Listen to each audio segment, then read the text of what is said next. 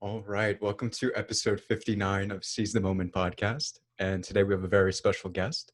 Today we have Samir Chopra. He is a professor of philosophy at Brooklyn College of the City University of New York. He's the author of several books, including A Legal Theory for Autonomous Artificial Agents. Today we're going to be discussing his article on aeon.co, The Usefulness of Dread. Welcome, Samir. Thanks very much for having me on. Thank you so much for coming on. And so the first thing we're going to talk about, obviously, is in terms of the article, we want to define what it means to be anxious and what anxiety meant in the context of, let's say, philosophy, right? And especially in the context of your life. And so I want to define anxiety first and what it meant to you in the article, and then kind of sort of get to our discussion. So Samir writes, anxiety is insidious, more than just a simple fear. It is, all at once, a fever and an occupation, an affliction and a constitution. And anxiety is a lens through which to view the world, a coloration that grants the sufferer's experiences their distinctive hue, which was incredibly profoundly put. And then so Samir, so can you please tell us about your first experience of existential anxiety and how it altered the way you perceive the world? Thanks very much for quoting from that piece. I want to say, the way I wrote that piece, I began that piece with a couple of autographical notes about traumatic incidents in my childhood and my young adulthood. And I would say really, I started thinking about this profoundly, mostly after my mother passed away when I was 26. And in the years, or actually in the few months following my mother's passing away, which was, quite brutal and painful. She died of cancer. And so when I came back to the States after having attended to her funeral and having dealt with the aftermath of her death, I noticed a certain change in a certain kind of feeling that I'd always had in my life. I'd always been anxious in some measure. I thought that, I was a fearful kid. I was a nervous kid.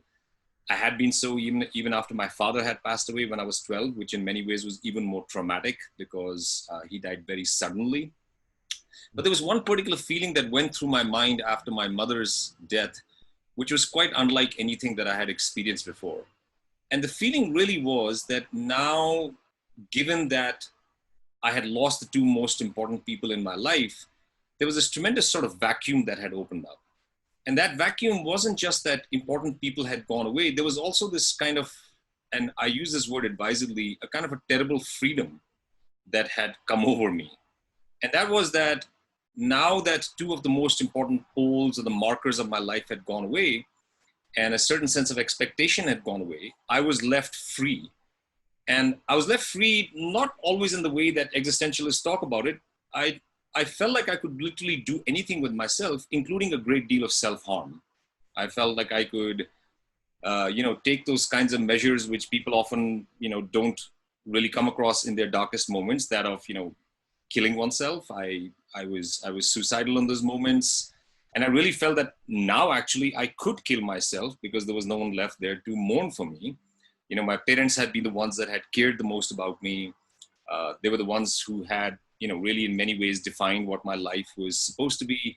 And I felt with this great kind of, you could think of it as a kind of a barrier. You could think of it as a kind of a restraint upon myself.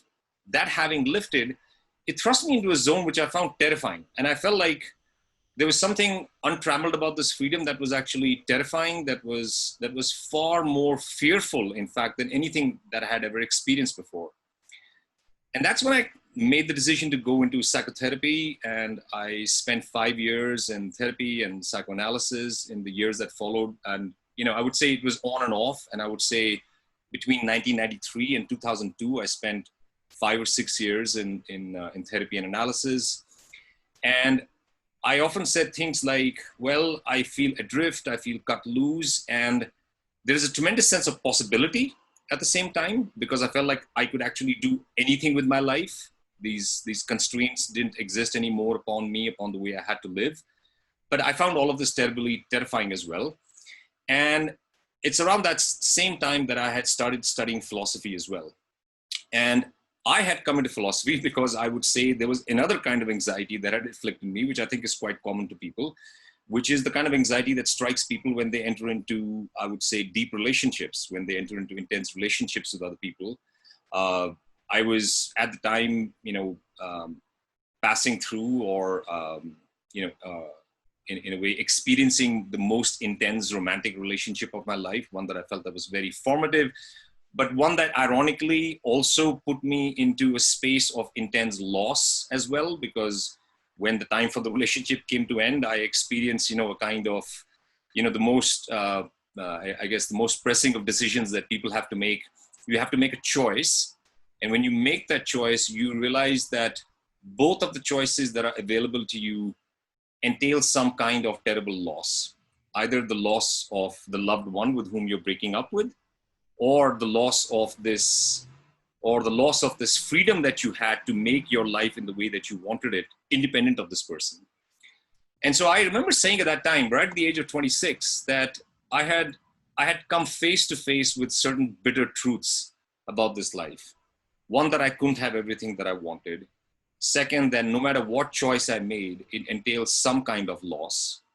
And thirdly, thanks to my mother's death, and it followed 14 years after my father's death, that this world was deeply unpredictable, it was deeply uncertain, and that in fact, every day that I lived in my life, it began like any other day, but I didn't quite know what was going to happen. And that's something I wrote in that article, that whenever you read descriptions of disaster, they always began with just what a normal day it was. It was a beautiful sunny day. I was backing my car out of the driveway when the phone rang, and I got the news that this terrible thing happened.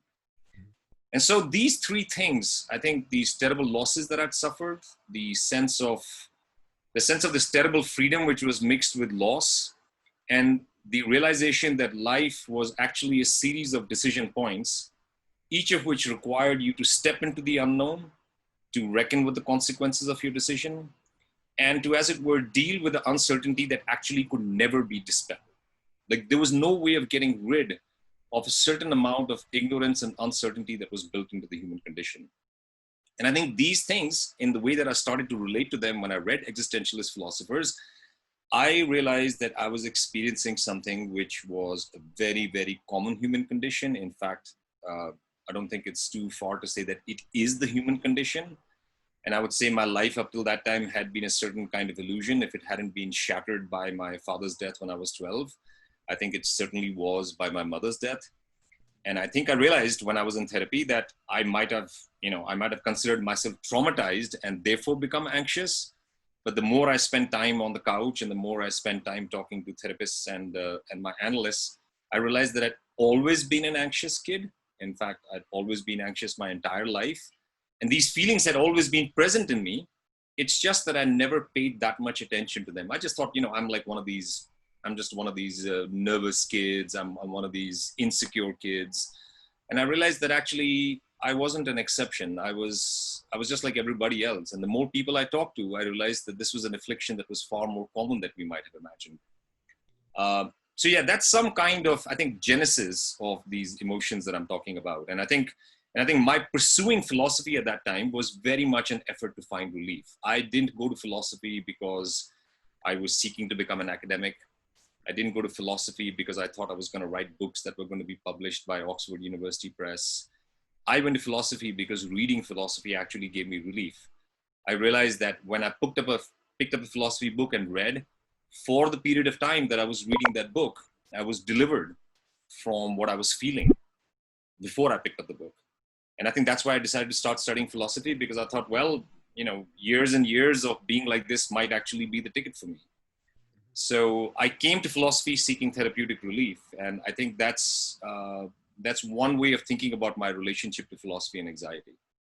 That's awesome. And I think I could definitely relate to that. As a kid who was just as anxious as you were, I remember I was so, to your point of sort of not understanding or not being able to sense the difference between, let's say, yourself and somebody else, or kind of yourself as an anxious kid. I remember when I was a kid and I struggled with anxiety and depression. For me, that was normal. I actually didn't know till years later, probably until I was in college, that like depression and anxiety were actually a thing. So to me, in my mind, it was as though this is just a normal state of things. I was like, what kid isn't experiencing this state? And interestingly enough, when I came to philosophy, it was very similar, because for me, I was looking for the bigger sort of questions, or the bigger answers to the questions of life.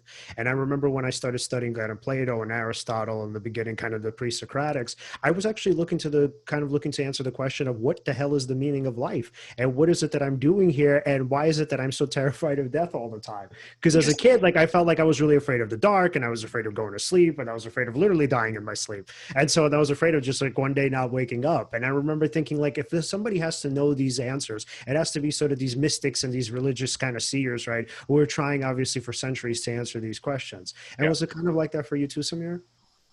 I think when I started studying philosophy, and the more I read, you know, and I don't think it's just the existentialists. There are many philosophers, and this is part and parcel of the philosophical tradition. And I'll sort of throw out one kind of viewpoint of the relationship between philosophy and anxiety that I've been, that I'm now swinging around to as I'm working on my book on anxiety, which is that anxiety is almost indispensable to philosophy, in the sense that the reason why philosophy often promises us or sometimes gives us relief from anxiety is because I think many philosophers were anxious people themselves, if not all philosophers. I think philosophy itself is infected with a certain kind of anxiety. I actually tend to think of the philosophical disposition as being an anxious one. I think that the tendency to ask questions without knowing what the answer is or could be is also infected with a certain kind of anxiety. And so I actually have come to think that philosophy is not just going to provide us relief from anxiety, that doing philosophy reveals that we are anxious. And in fact, the asking of questions reveals our anxiety. And I think one of the deepest things I also realized on encountering philosophy was that, even things like, for example, religious feeling or religious sentiments, they're also tinged with a terrible amount of anxiety about getting their faith right, about making sure that the kinds of principles you espouse or the kinds of principles you profess to believe in will actually have the effect on you that you think they will.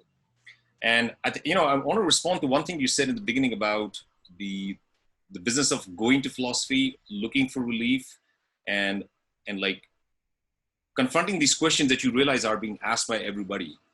Is that it also, I think, made me, quite empathetic towards my fellow human beings, because I realized that all of us, even the ones of us that are on the face of it, terribly confident, terribly accomplished, that are beautiful, strong, rich, that are successful, that are possessed of,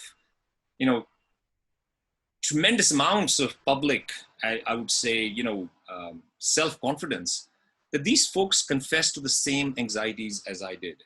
They wrote books in which they made their confessions. They sometimes revealed them in private conversations.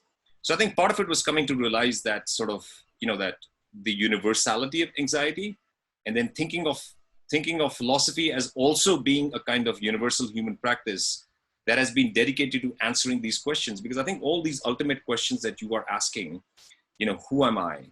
What is going to happen to me? What the psychiatrist Irving Yalom called the ultimate concerns of death, isolation, meaning, responsibility. All of us grapple with these questions, and all of us are concerned about what the correct answers are to these questions.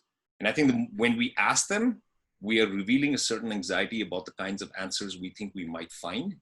And I think that's what philosophers and those who read philosophy are actually engaged in doing, that they're trying to put themselves into confrontation with these ultimate concerns. And I think those concerns are always sort of lurking at the edges of our anxiety. And I think it's no matter what, something quite as mundane as changing majors in college can reveal a deep fundamental anxiety. It takes only a few minutes to talk to a young undergraduate and ask them, why do you want to change your major from biology to French? And you think this is a kind of a mundane logistical matter. And 5 questions later, you find yourself wading in the waters of this person's deep anxiety about what they're good at, how they can possibly realize their life, and how they can possibly come to understand what kind of person they are, because they're worried about what they're good at, and worried about how they can find meaning in life, worried about how they can find satisfaction in their work. And these things are just the surface phenomena of far deeper anxieties about how to live their lives and who they really are, and how they can best, quote unquote, find themselves, so to speak. And I think that anxiety is rooted in this sort of urgent need for certainty. So for me, I don't know, Samir, if you've kind of, if you've seen something along these lines, but I feel as though for the most part, when we talk about kind of academics and just intellectuals broadly, what we're seeing is that the sort of the smarter the person is, in the sense of the more he or she knows, the more they actually, the more anxious they feel about how little they know. So you kind of see these deep sense of anxiety as the foundation to partly, obviously, there's obviously also the desire for knowledge, but partly sort of that fuel that fuels them is the fear that they don't know enough or that they're never going to know enough. And it kind of drives them to go further. So I think that when we're talking about sort of intellect, as kind of other skills as well, obviously, too, but the idea is when we're talking about perfecting something, that perfection or that desire to grow or that desire to be better is always rooted in some sort of fear of failure or the fear of being sort of exposed as a fraud, or even the fear just in general of being a fraud. I think a lot of us don't want that. And then obviously we're also talking about, sort of being and feeling as though you have something called self-efficacy, where you kind of have this need to master something, because if you don't, obviously you'll again feel the fear of being exposed and of being sort of perceived as incompetent. And a lot of what we do is actually driven by fear, right? Sort of on the kind of on the other side, when we're talking about mental health, we're talking about sort of like eliminating anxiety, and we're talking about medications, right, which you talk about in your article. And we're talking about sort of different sort of my point is not to devalue this, but even like mindfulness retreats or these different methods that we're talking about to use in terms of alleviating anxiety. But what we should actually be, okay, I don't want to be too black and white about it, about this. Mindfulness retreats are okay. But what I think what we should also do is we should listen to our anxiety, because a lot of times that thing that sort of fuels us is that thing that actually scares us. And if instead of kind of avoiding it, we at least to some extent shifted our attention to it, what we could see is that with it, we can accomplish great things.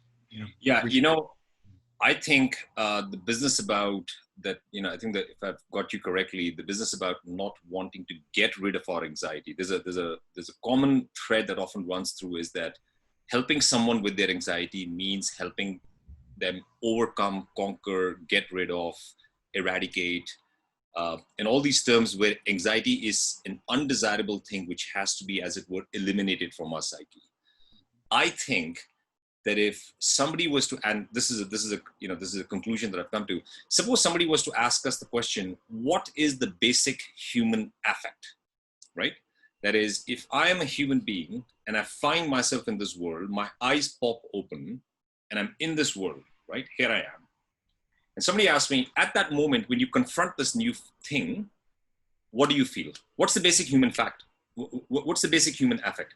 Clearly, I'm experiencing my senses, right? I'm seeing things, I'm smelling, I'm sensing stuff on my skin. So that's the kind of sensory package, right? That makes up my basic consciousness. But I want to push further. What's the basic emotion that you feel at the time? What's the basic emotional affect that you experience? My answer is that the basic emotional affect that we experience is anxiety, because when my eyes pop open, the first question I ask is, what is this? Where am I? Who am I? And what am I supposed to make of all of this, right? Those 3 or 4 questions are the start of human thought. They're the start of human inquiry. They're the start of us philosophizing. And notice, to all those questions, we don't know the answer. And the more we come to learn about ourselves and what our basic human limitations are, we come to realize that we cannot have certain answers to these questions that we ask. And moreover, as I keep on asking questions, all I'm going to do is, as it were, push back the darkness or the unknown a little bit further, but I will also take a step closer towards it. Because that's one thing that happens always. And that, that line you said about the more you know, the more you realize you don't know. My house is full of books. I have rooms and shelves full of books, like your typical academic, many of them unread, obviously. But, all of this actually fills me with a terrible kind of anxiety as well, because I don't know enough. Time is running out. These questions that I've been asking for, decades and decades, I only have provisional answers to them. I might have settled on certain answers that work for me for certain times and periods, but I'm not sure whether they're the right answers to the questions I asked. Mm-hmm. Every venture that I take on in this world is tinged with the probability of failure. Every step that I take forward into the unknown tells me something about myself, but it also tells me how much more I need to find out, right? So these dispositions, I think, are part and parcels of ourselves. And I've actually now come to think of anxiety as a bit of a messenger from myself to myself. It's a kind of an internal communication system.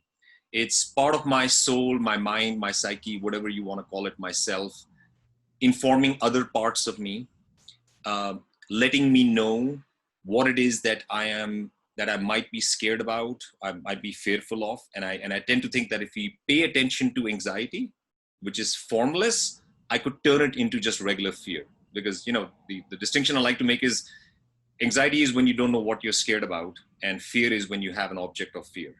So I think the first step for us to do is to pay attention to your anxiety. And when you pay attention to your anxiety, you might be able to turn it into fear because you can notice what it is that you're scared about. So for example, it is quite clear to me that I am anxious all day and in a certain low grade level, if I was to pay attention to it, obviously about things like death, right? Those are, it's kind of lurking at the corner of my mind. I don't know when and how I'm going to die.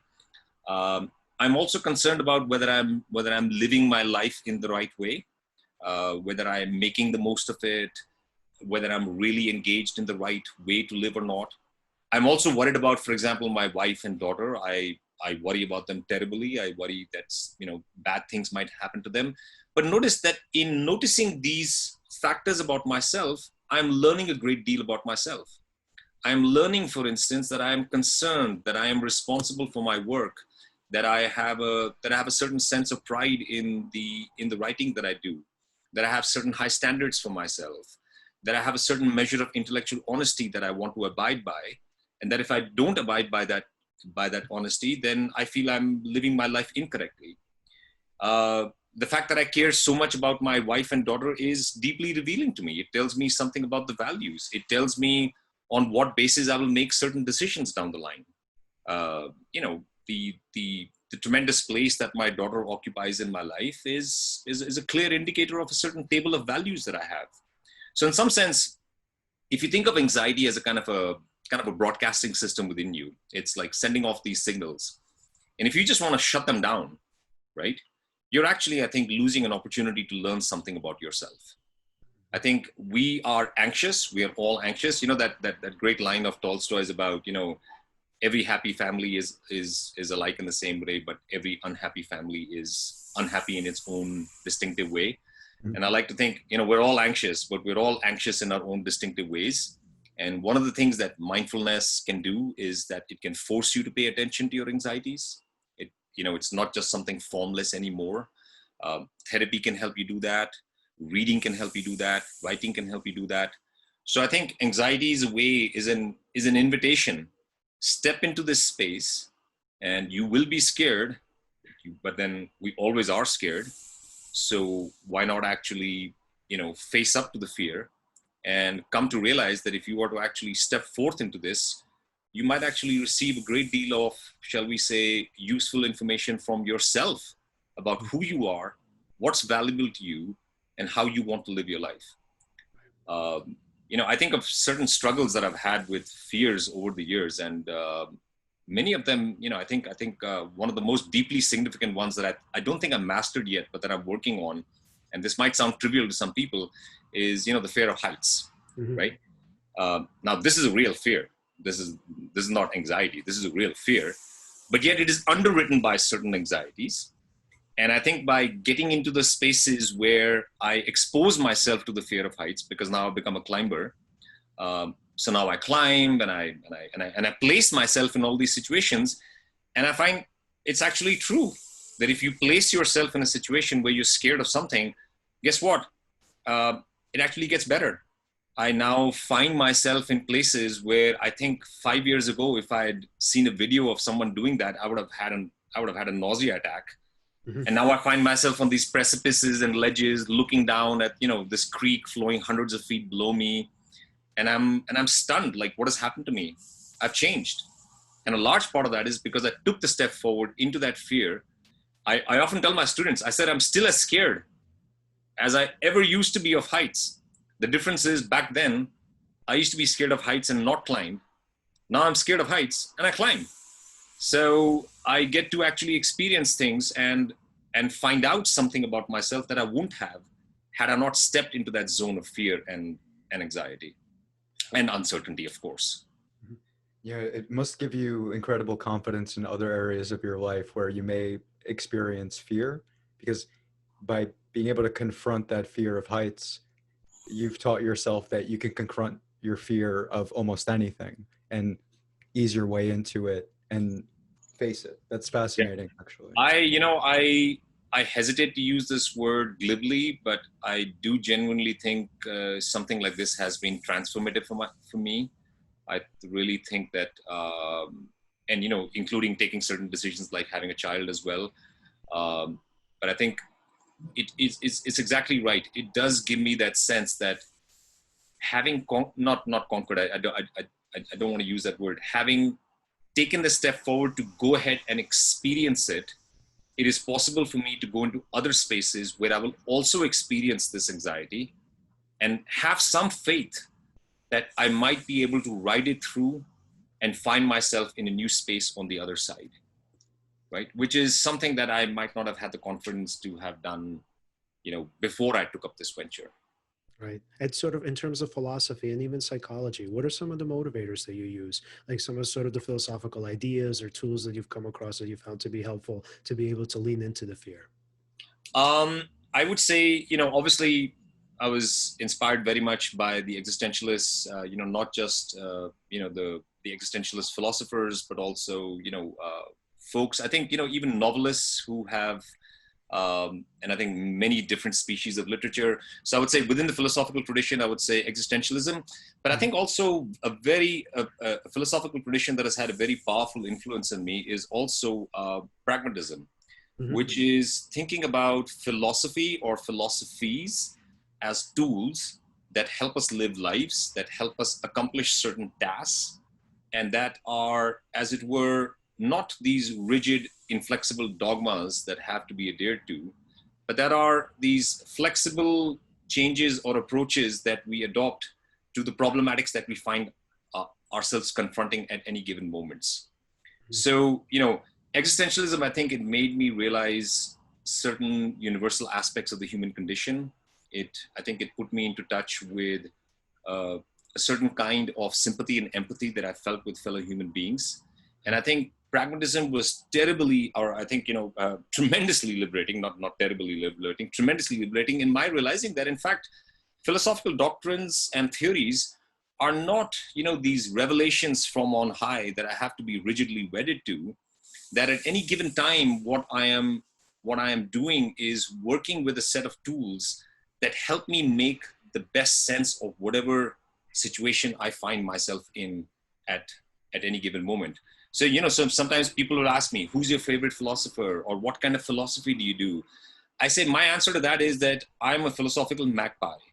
I build my philosophical nest with bits and pieces taken from everywhere. I feel perfectly comfortable straddling different sorts of traditions, the Western, the Eastern. I will take bits from existentialism, from pragmatism, from 20th century analytic philosophy if I have to, from Buddhism, from literature, from poetry. I tend to find philosophy in places where people sometimes don't find philosophy. I find philosophy in plays and poems, in novels and movies. So for me, philosophy is a far more eclectic enterprise. It really means a kind of an open, investigative, flexible approach. One that is geared not towards the solving of problems, but towards, as it were, taking on problems as they confront me in my unique, particular lived experience. And, my uniqueness is all mine, and I shouldn't expect ready-made solutions that I work for other people to work for me as well.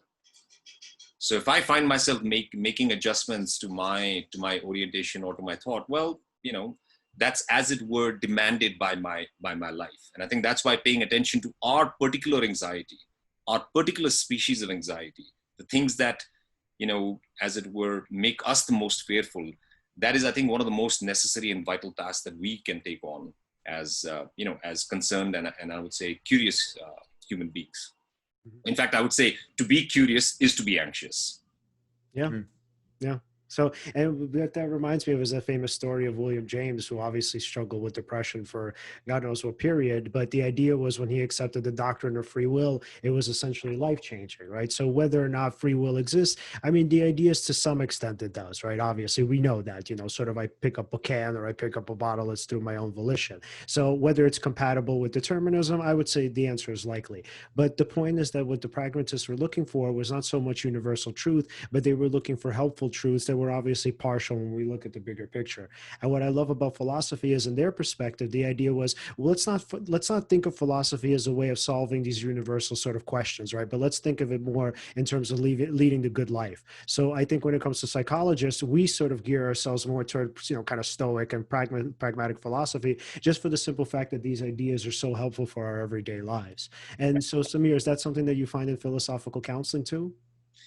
Yeah, thanks for asking me about that. I find that in philosophical counseling, the approach is actually quite, I would say, straightforward, in the sense that when you look at philosophical practice, when you look at the way that we conduct philosophy, and when you look at, especially in the Western tradition, when you think of someone like Socrates, who's engaging in these Socratic dialogues with folks and exposing their ignorance, and very often ways that are ironic and often make his interlocutors quite uncomfortable.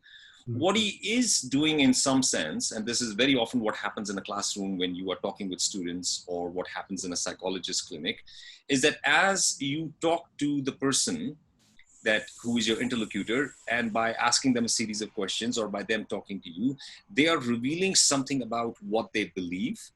They're revealing something about their justifications for their beliefs, and they are very often revealing the connections between those beliefs. So I think of philosophical counseling as me engaging in a conversation with someone and helping them discover what their underlying philosophy of life is, because whether you know it or not, you have been living your life according to this philosophy. The decisions you make, the relationships you enter into, the career that you've taken on, the things that you find valuable, they are revelatory of certain beliefs that you hold, the strengths that you assign to those beliefs, the justifications for them. So in a certain sense, this, when exposed, helps you understand why is it that you have certain kinds of emotional responses. Because if you believe certain claims, then you have certain kinds of emotional responses. For example, if I think taxation is unfair, then the government raising taxes tomorrow is going to make me angry. If I think raising taxes is my contribution to the common weal, then the government talking about a new tax that is supposed to help pay for the cost of the pandemic is going to result in my saying, that's a good thing, because I live in a society where everybody has to contribute to the common good. And guess what? Because I live in the society, I should make my contribution. My emotional affect, or my emotional response to that, is going to be quite different. And I think it's especially significant when we think that the best treatments for mental illness today, for anxiety and depression, these are not biological, they're not behavioral, they're not pharmacological, they tend to be cognitive. That is what psychologists and counselors are trying to do, is to help people understand why they believe certain things and why they interpret certain things in the way that they do. This event has happened. What does it mean to you, right? Freud used to often say that it's not the mere occurrence of some event that is of significance. It is the meaning that we attach to the event that is of significance, right? I mean, nowadays in my home in Colorado, when I come out and see the sunset, it means something, or the sunrise, it means something very different to me when I was in New York, right? There's a different placement. I have this urge to run out and go get my daughter, right? To see the sunrise at the sunset. It has a different emotional affect for me. So that, that line that you quoted for me early on about something, anxiety is the coloration that lends, that lends sufferers a kind of a distinctive hue. Yeah. I think we wear these lenses, we wear our philosophy's lenses, and they are the ones, as we scan and scout the world around us, they are the ones that are assigning meaning to the events around us. So when I'm driving down the street and I see an old man hobbling across the crossing with no one helping him, someone might say, well, that's just an old man crossing a street. From my particular orientation, I sometimes feel, fuck, that could be me. Or I think, man, our society is so heartless. there's this old man crossing the road and no one's offered to help him. It could be something that could fill me with anxiety. It could be something that could fill me with rage. It could be something that could fill me with a tremendous sorrow, right? So helping people understand why they believe the things that they do, what they believe, and how they interpret events, I think that's my task as a philosophical counselor. And the tools that I have are, the same tools that I've always used, which is the deployment of philosophical doctrines, within me and bringing them into this conversation with the people that I converse with, but not in the sense of imposing a particular way of thinking or philosophizing upon them, but more along the lines of helping them understand how they are actually philosophizing and helping that philosophizing work for them. So I don't think it's philosophical counseling is meant as a kind of a rectification, but rather as a kind of intervention that says, I can help you in some sense figure out what it is that is bothering you, and think about how these views and these interpretations that you bring to these encounters to the world can be made to work for you as well. Right. And it's so brilliant because it also reminds me of cognitive priming, where we essentially interpret data sort of even kind of like psychologically, not just cognitively. I mean, in terms of our perceptions in a way that we kind of already believe. So it's like the idea is like, the kind of famous example given is if you're kind of walking in a dark room and you see sort of a shadowy like figure and you believe in ghosts, your brain is going to sort of be primed to interpret it as a ghost. And we often do that with interpretations. And the interesting thing was we had a conversation with somebody about this earlier, is that unfortunately with the way cognitive dissonance works is if obviously you're presented with counter information to something you strongly believe, chances are you're either going to sort of ignore it, you're going to deny it, or you're going to sort of explain it in such a way where it fits your beliefs. So I wonder, Samir, in your philosophical counseling, do you experience that sometimes where sort of you're sort of presenting pieces of evidence to somebody and then there's some part of them that's just resisting it? Yeah, when you brought up the phrase cognitive priming, I was struck by something that I often say in my philosophy classes, which is often in 20th century analytic philosophy, is a kind of, sometimes considered a kind of a, there's a slogan that might underwrite the way that we have turned a certain popular wisdom on its head. We're used to saying seeing is believing, right? Mm-hmm. And I would instead say that believing is seeing, right? We see based those things that we are capable of seeing based upon our beliefs. We have certain cognitive frameworks, we have certain frameworks of interpretation, and they help us understand and they help us view what we are seeing in a particular light. So when I look at the world, I'm not just seeing these objects, I am seeing my furniture, I'm seeing my study, I'm seeing my books, and these are invested with a tremendous personal significance for me. Someone who walks into this room is seeing something very different. They are not, someone might say, well, they're looking at the same books that you are. I mean, it's the same text, it's the same colors. I said, nope, they're not looking at the same thing. And then people say, what do you mean they're not looking at the same thing? I said, and I always say, because by thing, I mean, not just the object or its, or what I might call its sort of sensory impact on me. I also mean the layers of meaning that are draped over that thing. And so this world that we are walking through, this world is not coming to me naked and unmediated, and then I'm making sense of it. The world that I'm seeing is already covered with layers and layers of meaning. John Dewey once said, he said, thought is intrinsic to perception. There is no naked perception. I'm not seeing the world unfiltered in any way. There are many, many filters over my eyes. Many, many cognitive filters, many affective filters, many psychological filters. And my task as a counselor is to help my client or, my if you want to call them patient or client, help them understand what filters is it that they are working with, how those filters often work for them, but those same filters don't work for them in other contexts. I think one very good example is anger. Mm-hmm. I worked with someone that had anger problems. And, I think one of the very insightful conversations we had was my client was, I think I said something to him like, this anger that we talk about, it's a certain kind of drive or energy that's being expressed in one way. But it's the same thing that works for you in your life in all these other domains. It's the same emotion. it's in this particular form, it's found an outlet that is destructive for you. But yet, my task is not there to come and neuter your anger and to say, well, you should completely, become this passionless, affectless, sort of, neutered person who has no emotional responses. I said, you are an angry person, and that anger is manifest in your tremendous drive and energy, in the way you take care of your family, the way you've been able to handle these difficulties of yours, maybe even this nervous restlessness that you display in your conversation with me. My task is not to get rid of all of this for you. This thing is working for you in all these other parts of your life. My task is to help you understand why it is in these particular domains, certain beliefs that you're bringing to it is resulting in this drive or this energy being expressed in this almost completely self-destructive fashion. Yeah. So, to return to your original point, I would say, yes, it's the blend of thought and emotion, or rationality and emotion, or of affect and cognition, that I think we are trying to, as it were, understand and help us understand what it is that we are bringing to these daily encounters with people, with places, with events, and of course, with these very charged emotional encounters that we often have with other people.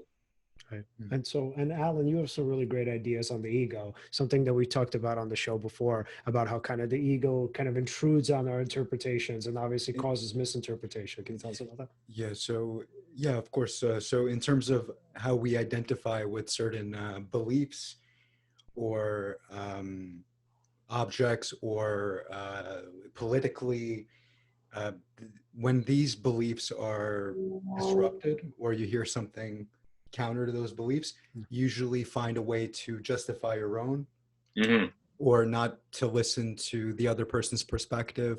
You tend to defend your beliefs to the death. What I find fascinating about you revealing a person's cognitive frameworks to them, what it does is it gives someone a meta level awareness to what it is that they're feeling or how they think about a certain situation. Many people, before even having that meta level awareness, they're just stuck in the automaticity of things. They just kind of go with what they're feeling automatically. They may not necessarily think about how they're thinking, or how their decisions impact themselves or others. So even just doing that gives someone the ability to self-author themselves, to be more self-sovereign, to not be conditioned by society, or sorry, you still would be, but to be less conditioned by society, by your family, by your media, impulses, by your impulses. Thanks for saying all that, because one of the ways in which I introduce philosophy often to my students, and many of my students are beyond the philosophy majors, and sometimes even the philosophy majors, they might be thinking about, why are we studying philosophy? What's the use of philosophy? I've always been told that philosophy is useless. And so I do emphasize these two aspects because I think they have tremendous personal and political significance. And so, for example, one of the things I often say is, by the end of the semester, hopefully I will have taught you how to switch on your bullshit detectors, right? I also tell them that hopefully by the end of the semester, you will perhaps understand why is it that you react during the day, getting angry at certain things, irritated by certain things, finding certain things funny, or finding certain things beyond your comprehension. And that word that you used about meta level awareness, I think that's a good way to think about it. I am trying to help them understand why is it that they react the way that they do, because that tells them something about themselves.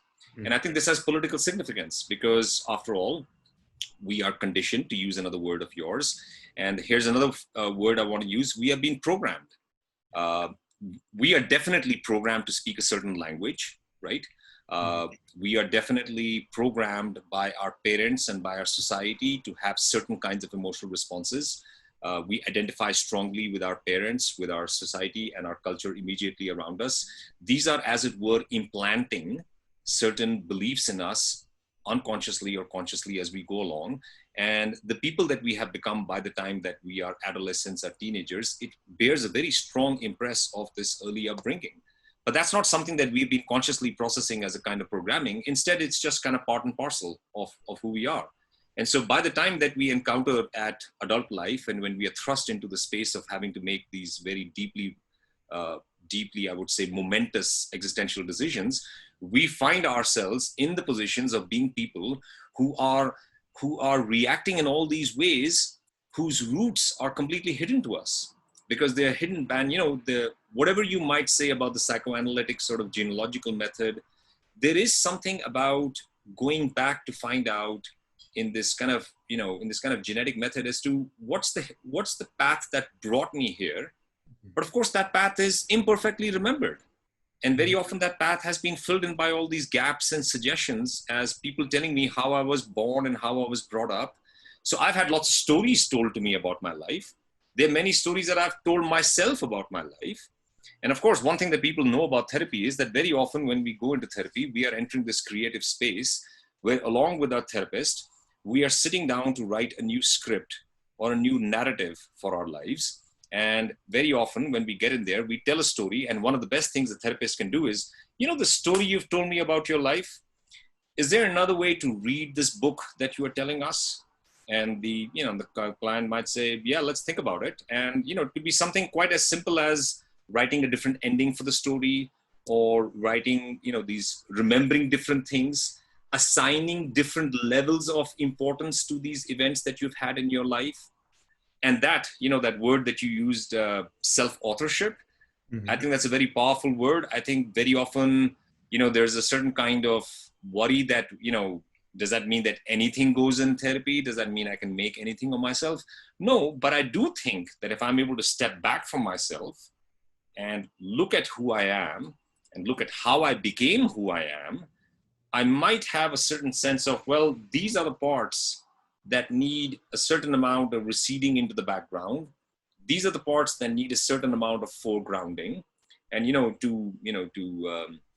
to invoke one of my favorite philosophers, Nietzsche, we can become artists of our lives. We can become artists of ourselves. And, maybe this is a kind of a bourgeois notion in the sense that, well, we don't have, this complete freedom to remake ourselves in whatever we want. But at least now I have some sense of what this work of art is that I'm working with, what its possibilities are, what its potential is, and what its constraints are. Not just in terms of having this tremendous untrammeled freedom, but also what are the various constraints that I'm going to be working in.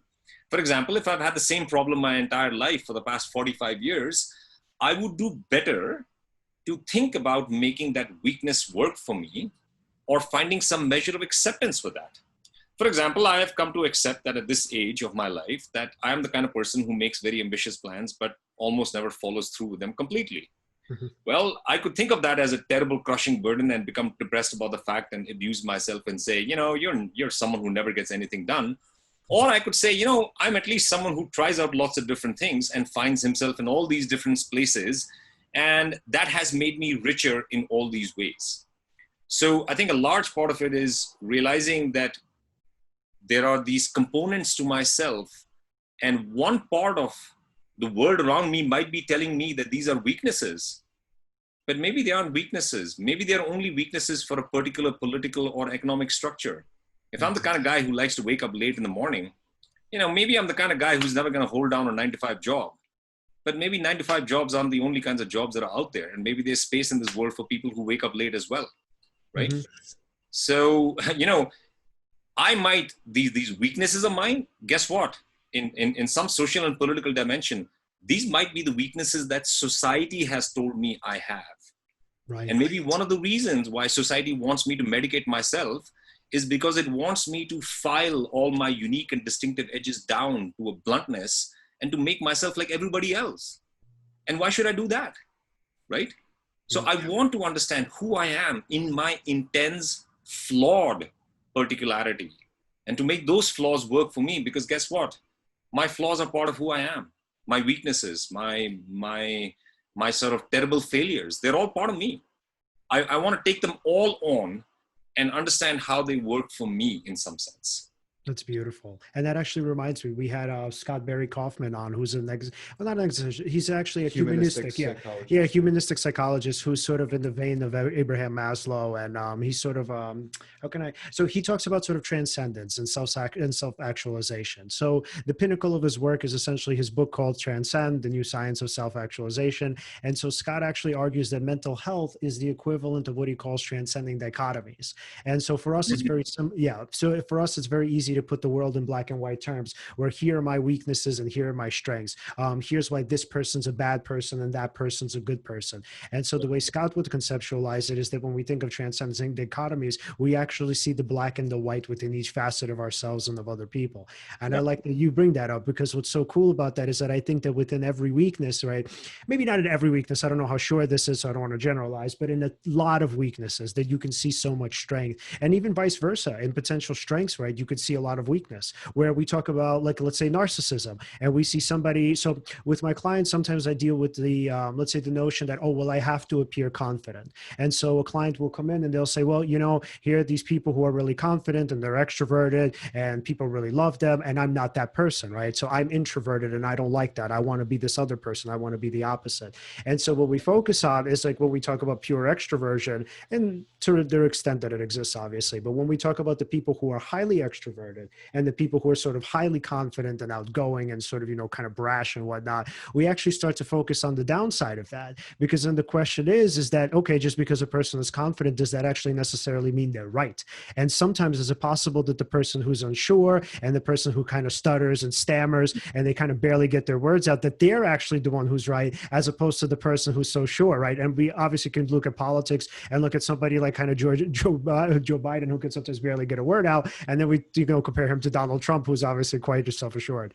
And so the idea is, when we're talking about strengths and weaknesses, although it's very easy to look at something as one rather than the other, it's like behind the curtain, right? In some sort of maybe in some deeper way, or like akin to the unconscious, we kind of see a back door that actually lets us into the deeper path or the deeper pattern of that particular trait. So what's so interesting about mental health is these sort of aspects that we see of ourselves, and we're so clear, not so clear, we're what's the word? We're so sort of, we have this tendency to label them and to say that this is good and this is bad, and sort of this is what I have to be better at, and this is what's something I want to sort of alleviate, like anxiety, and this is something I want to get rid of. When we actually look at the other side of it, we're like, holy shit. So like, if somebody's a perfectionist, right, and they're like, oh, well, I don't want to feel so much anxiety, or I want to feel good about myself, right, and I'm so tired of being this way. But then let's look at the bright side of that. Look at the fact that because of your perfectionism and because of this intense fear of failure that you've had, you've literally accomplished way more people than, or way more things than somebody else at your age might have had. And so the idea is, when we talk about sort of dichotomies, what we're looking for is sort of the black and the white of these different facets of ourselves. And existentially speaking, what you see is that the sort of wholeness seems to be the indicator of mental health, rather than here's this person who is good, and like, this is the sort of the type of human being I want to be, and here's kind of everybody else, and these are the type of people we want to sort of stay away from, you know, personality wise, in terms of our own selves, right? But the idea is that you kind of see a wholeness when you look at the bigger picture.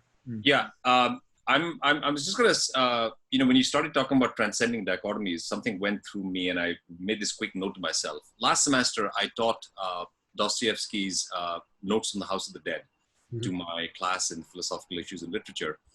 And as we went through the class, you know, or as we went through the text, one of the things that Dostoevsky does in that book is he keeps on providing these intensely detailed character sketches of his fellow prisoners. And so I asked my class, I said, why do you think he's so interested in presenting all these character sketches of all these prisoners? And we had an interesting discussion about that. And two very interesting points came up. First of all, the prison is supposed to be where outcasts, criminals, the dregs of society go, right? So the first thing that Dostoevsky is telling us, these are the outcasts of our society. And guess what? They're human beings. And not only are they human beings, they are not defined by their crimes. There is a great deal more to them, right? Secondly, when you notice this great deal more to them, you notice that human personality is multifaceted, that it is intensely diverse, and that in fact, this is an obsession of Dostoevsky, which he even shows in Notes from Underground, that simple reductive formula will not work for describing man. That when you take a theory and a formula, when you take a social scientific formula and you apply it to people, actual living individuals, something always gets left out.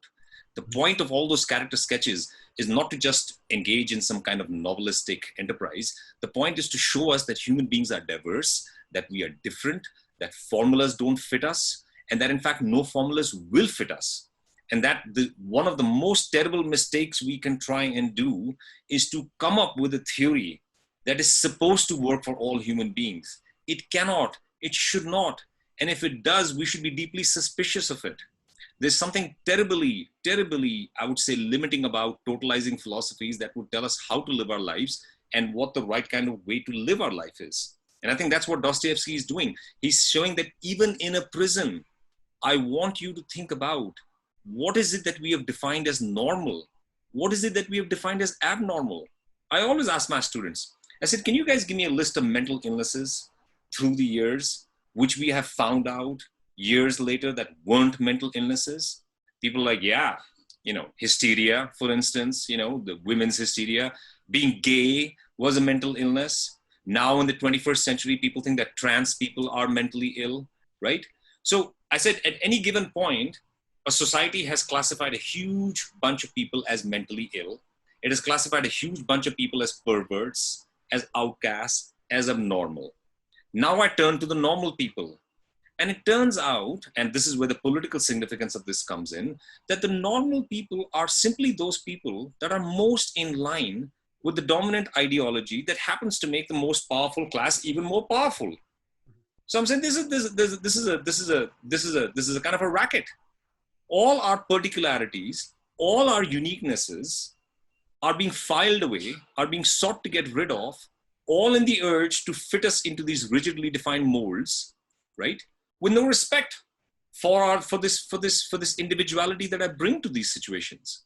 And I think that's one of the most, if I had a responsibility as a counselor, it is to help people realize they are particular, they're individual, they are unique, and that these things that they might be considering weaknesses might actually be things that are simply out of sync with certain dominant and established modes of thought.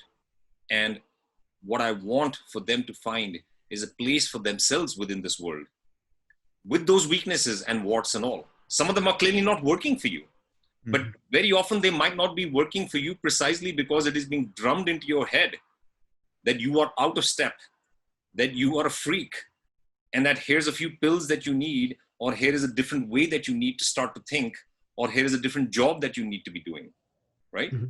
Absolutely. I see this with my college students. This is a terrible thing that I've noticed amongst undergraduates, amongst school students. They feel they're going forward into this world. They feel they're not making the right decisions. They feel they want to live their lives in a particular way, but the outside society wants them to live in a particular way because it says that living this way is actually being free. And so they are compelled to be free, to take on only certain kinds of professions, to study only certain kinds of subjects. Well, what kind of freedom is this? Something is wrong with this picture. And I think this, for example, the recent interest in psychedelics in our society where, I think in the last, I don't know how many years this has been going on. It's like almost like psychedelics has become the new mainstream drug or the name mainstream medicine almost. I think this says something about how people want some other way of reconceptualizing their life. And I use that word advisedly. They have been sold a certain package. And I think people sense deep down inside that there is something wrong with this package that we have been sold. And this expresses itself in, drug and alcohol abuse rates are at an all-time high. Suicide rates are at an all-time high, right? Anxiety is, let's set aside let's bracket anxiety. What we might call pathologies are, I think, the result of society trying to impose certain ways of thinking and living upon people, and people conforming and yet realizing that there is something wrong even as they do so. Yeah. And so just the one of the final questions is going to be on kind of on the topic of transcending dichotomies. First, I want to read a quote for Samir, from Samir, and then I want to ask the question. So Samir, you wrote, "My parents' deaths taught me that this world was quicksand, built on quicksand. That talk of certainty was laughable, that all things came to be and passed away, that God did not exist, that there were no truths more vital than love, that all we wanted was companionship and spiritual solace." So what's so awesome about that is what I took away from the article. When we're talking about transcending dichotomies, what we're also saying, or implicitly saying, is that when people think about the meaninglessness or the inherent meaninglessness of the universe, we think, oh my God, here's this terrible thing, right? How could it be any worse? Like finding out that the universe has no objective meaning has to be the most devastating thing that anyone can experience. But what I loved was that even though you acknowledge that, right, there's definitely a sullenness and a sadness there, there's also a vital freedom to it. And so my question for you, Samir, is going to essentially be in accepting that part of life, that inherent sort of meaninglessness. How has it helped you free yourself from some of your anxiety, or how has it helped you sort of cope or mitigate your anxiety regarding kind of, let's say, what you wanted or what you sort of thought that you were supposed to expect for your future? Thanks. And once again, thanks for quoting that. I do believe in that quite sincerely. And I think the way you put it is interesting. You can experience this realization that the universe is, so to speak, without some predetermined or some ultimate or some, so-called truth or cosmic meaning. You can experience it as a tremendous fear. You can experience it as, something that the existentialists often call this kind of giddying, terrifying, exhilarating freedom. You can also experience it, I think, in the way that I'm experiencing it now, as giving me a certain kind of quiet peace that, this universe was and is and will be meaningless. It will endure with or without me. There was an infinite span of, darkness before I came into this scene, and there will be an infinite span after I've gone. In this span that I've been given, I can carve out a little corner, a little space for myself. I can decorate it with the little pieces of my life, the little artworks, the things that I did, the books that I wrote, the friends that I made. These are all little works of art that sort of decorate my life. With love, which I think is the most beautiful thing that we can experience, because we come into contact with another person like ourselves. We experience in our most intense moments of vulnerability with the ones that we love, if we are lucky enough, that same fear, that same anxiety when they share it with us. My wife has often consoled me many times in my moments of anxiety, and I'll be quite honest with you, I'm the kind of person who at times, I will break down and cry. I have woken up in the mornings just almost gibbering with fear, not sure of whether I'm making certain right decisions. And, she has comforted me, like a mother might comfort her child. And I think those are some of the most beautiful moments I've experienced. And so I often think that, this wasn't meant to be meaningful. This wasn't meant to have a deep meaning to it, but it's also gives me a quiet peace that these decisions that I made, I made them knowing as much as I did, as much as I could. I'm a human being. I'm flawed. I have made many mistakes. I will continue to make mistakes. I'll probably make mistakes all the way up to my deathbed. I'll probably get my treatments wrong. I don't know what it is. I will continue to make mistakes. And knowing that fills me with, perhaps a certain fear, but also like, this is who I am. And in fact, this is who all of us are. We're flawed. We're flawed deeply. We are incomplete. We are uncertain. And so if that's the case, then, why not just do the best we can? Find moments of peace and transcendence with the ones that we love.